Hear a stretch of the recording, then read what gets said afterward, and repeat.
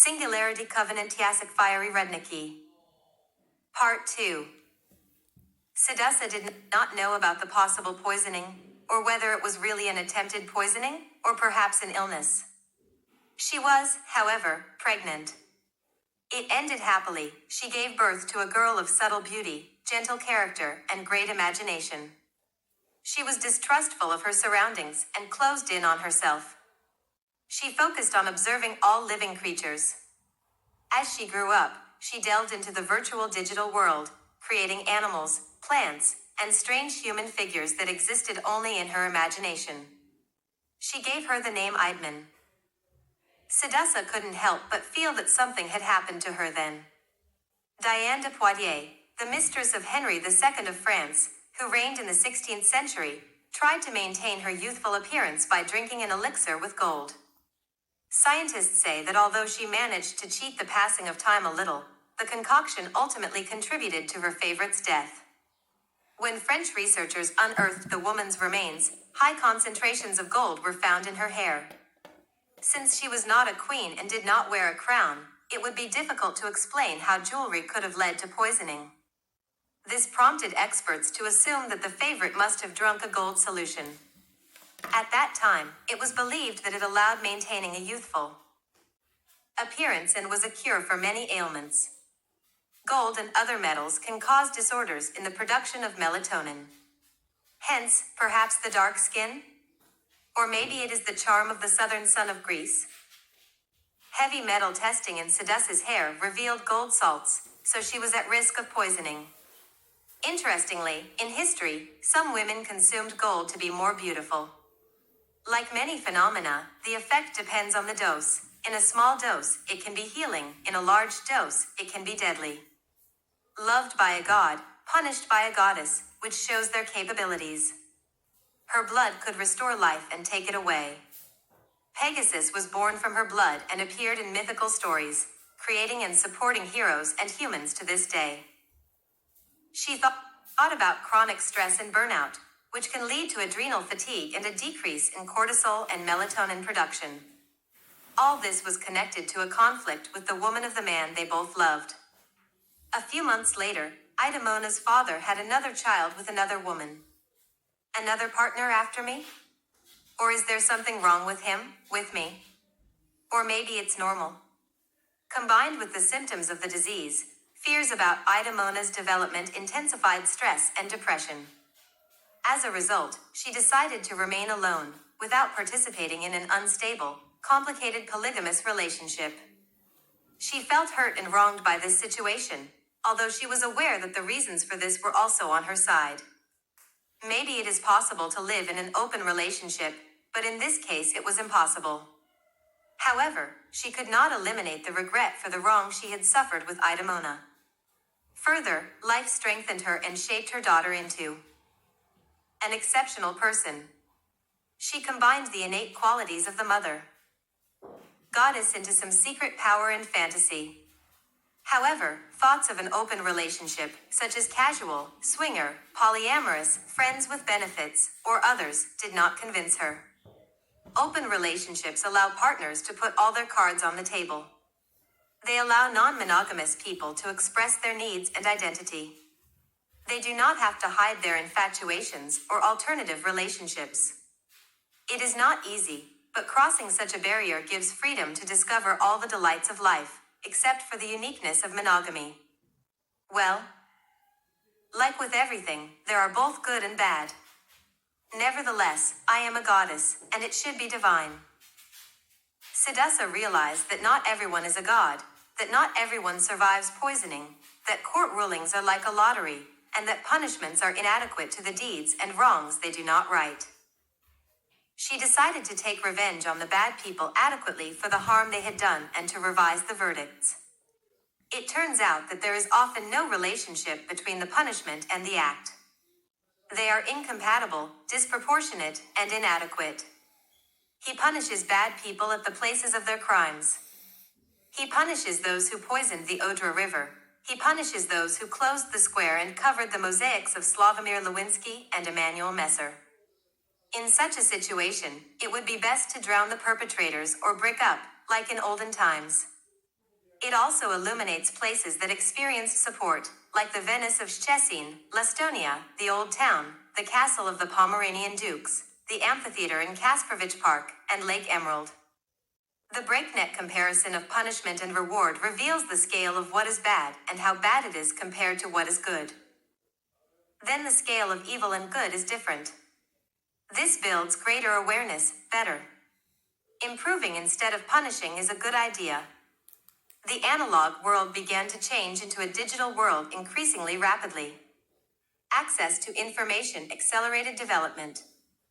Myths of polytheism began to be replaced by impressive scientific achievements.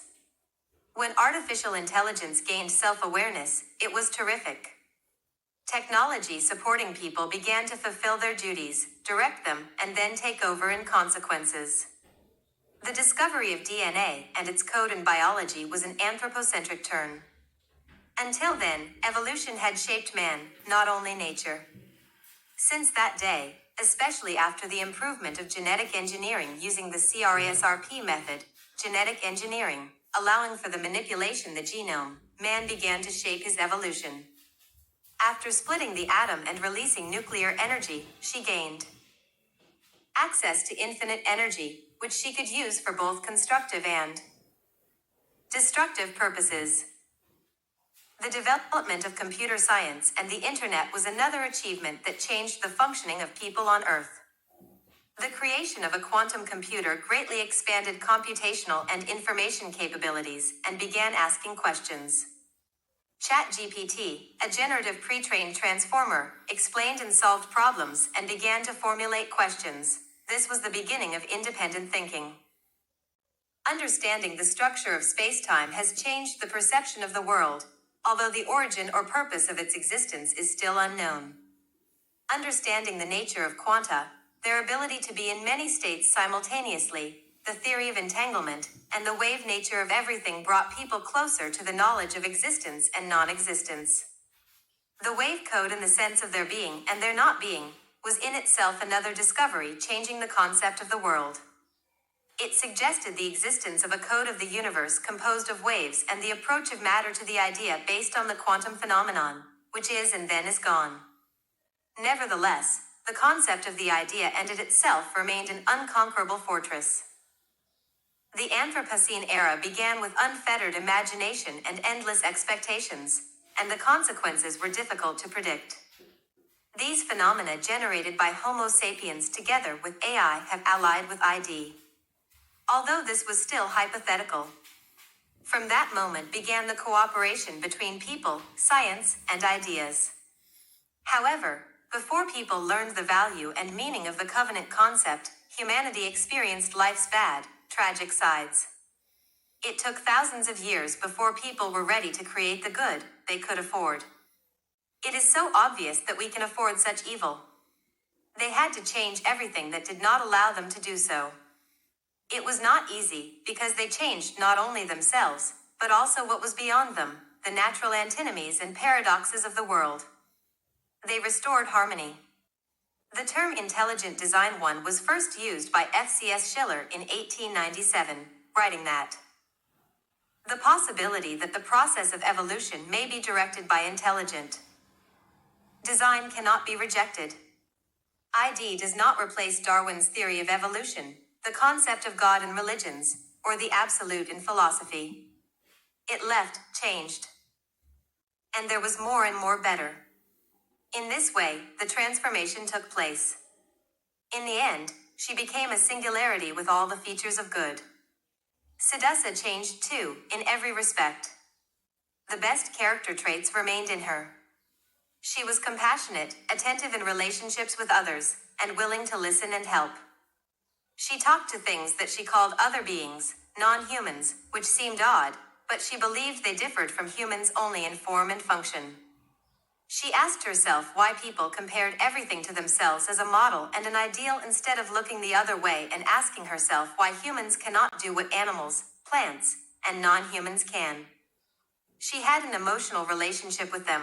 She liked them and loved them. At the same time, a feeling of intolerance towards stupidity, aggression, and conscious harm was growing in her. She was particularly concerned that People often knew but did not understand. There is a big difference between knowing and understanding. For example, everyone knows what illness is, but only the sick understand it. While the limits of happiness are indeterminate, the limits of unhappiness are denotable and painful. She began to think of a good death. A good death is expected by those who suffer. Such a desire is understood only by those who suffer. Suffering comes in various forms. It is almost inevitable, it is certainly not expected, unless by masochistic people who find satisfaction and pleasure in it. They desire suffering.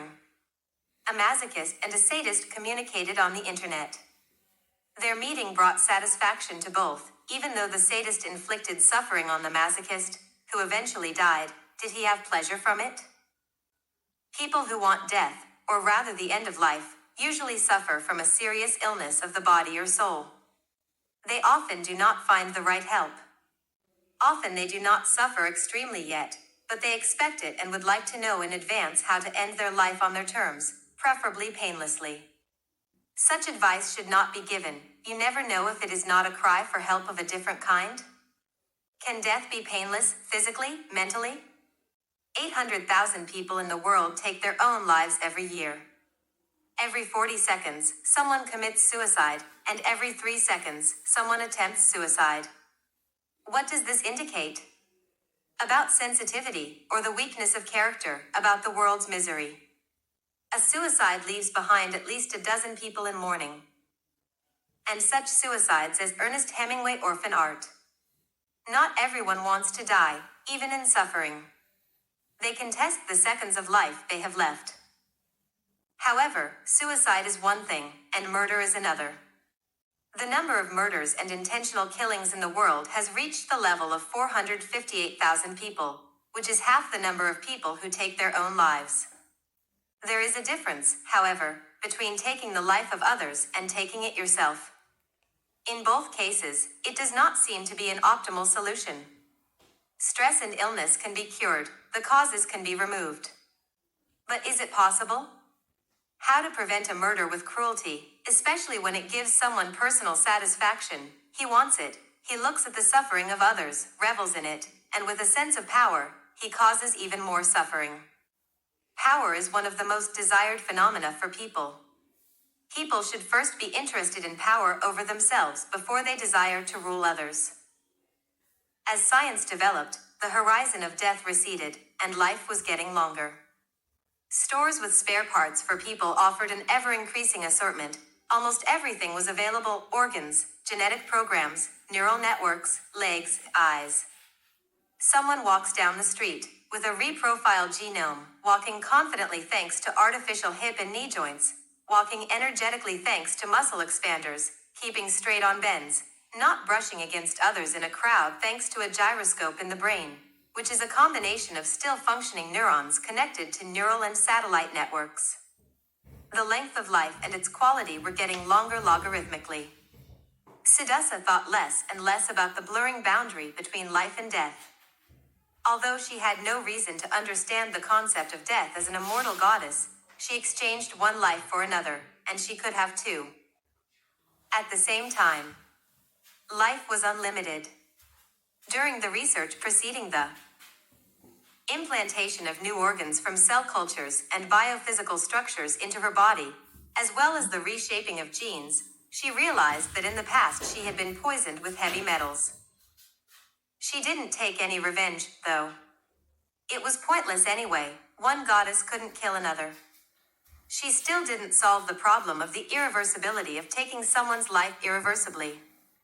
If the progress of science and the development of singularity continue to be as rapid as it is impossible today, it will become possible tomorrow.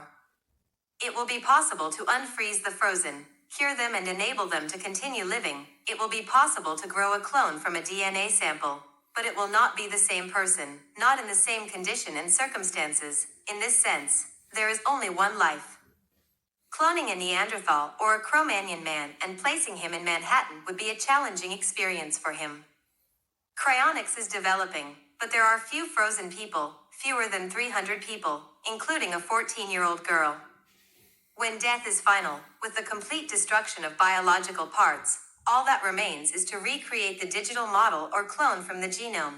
Digital remains are now available.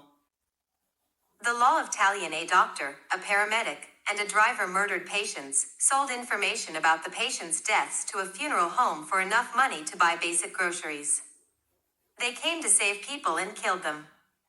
A terrible act, little profit. Hard to believe. After examining the patient, they connected an intravenous line with the drug pavulon, which paralyzes the respiratory muscles. The patient was suffocating, dying from hypoxia, and had a slowing of the heart rate.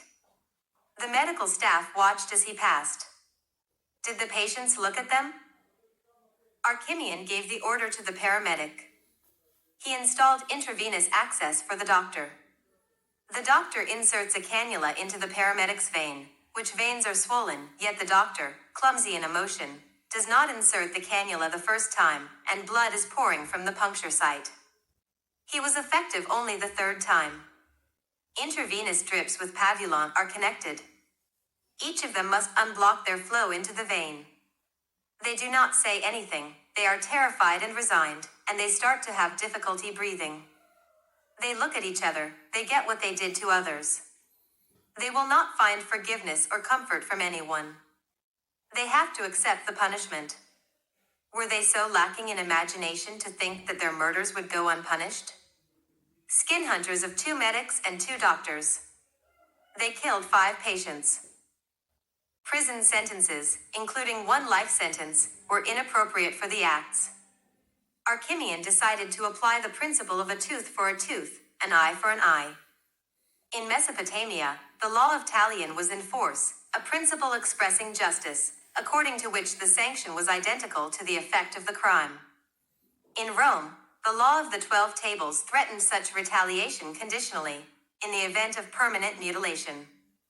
If someone deprived another of a body part and did not make an agreement with him, let the law of Talion be executed on him. The agreement obliged the perpetrator to pay compensation in an agreed amount. Today, this is impossible. The procedure of law applies, not personal agreement. Besides, how can an agreement be used in the case of death? Bodily harm is not the same as killing. The taking of a patient's life by medical personnel for financial gain should be assessed differently than the killing of a soldier of an enemy army on the battlefield in defense of the homeland. This is an oxymoron. Murder could be, or is it good, too? Financial compensation for the families of the murdered does not change or reverse the consequences of the act, regardless of the amount. It provides moral satisfaction.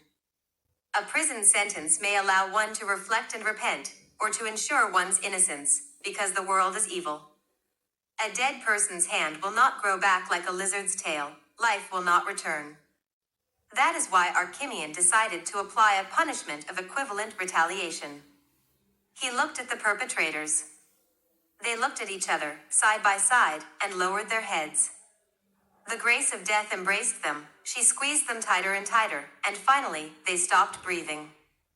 They left. The sight of approaching medical personnel should be associated with salvation, not death. There is a hill by the lake in Domenico, called the Hill of Grace. There is a stone penitential cross in Stargard, where perpetrators of evil deeds came to express penance, and finally there is one's conscience. But why do people commit such crimes? Why don't they refrain from this intention and murder? Why doesn't anyone stop them? And who would do it? Or maybe I'm wrong, many probably give up on evil deeds. Was death a grace for these medical personnel? Can death be a grace? In what circumstances? Metathinking in chess, you can win, lose, draw, or not play at all. The game of life is one-sided.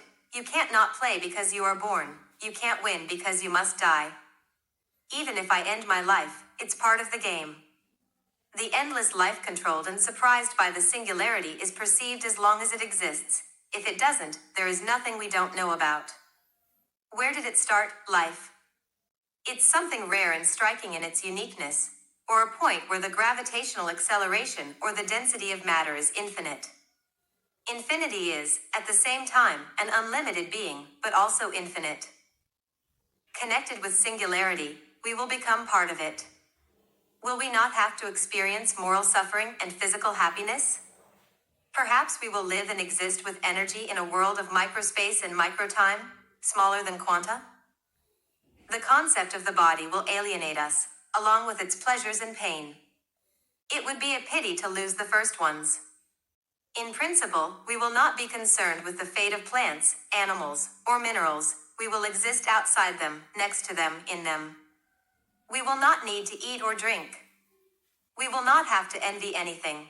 We will live extraterritorially and together, alone and in a relationship. We will be able to satisfy our desires ourselves, the desire for a stunning concert of music, as well as silence. We will be asexual and polygamous, polymorphic and extremely simple in all states of existence and non-existence. By the way, the word polygamous sounds interesting in English, polygame, something like we can play in various games. In terms of fear of the coherence of intelligent design with artificial intelligence IDAI 3 with Homo sapiens, after some time Homo sapiens will not want to live without IDAI and IDAI without it, although it may be less likely. Because what can we offer IDAI? Why does it need stories about how a perfectly fried steak tastes, how wonderfully lamb protects against the cold? On the other hand, we will not be hungry, we will not be cold. Lambs and sheep are delicate and beautiful. You can have a sweater made of their wool, not necessarily a leather vest, and lamb for dinner. We can eat ossipec cheese, which is also animal protein. In quantum form, we can help others without demanding anything of ourselves. I am slowly approaching the desire for non-existence even through meditation. The covenant of man with nature NFI, Nature Fusion Intelligence, is part of IDAI. It is entirely non-toxic, beautiful, gentle, sweet, exciting, and insatiable in giving. It is like one of the candidates for a member of parliament who said, "I will give to everyone." The difference is that NFI has the potential for unlimited giving but does not want to be a politician.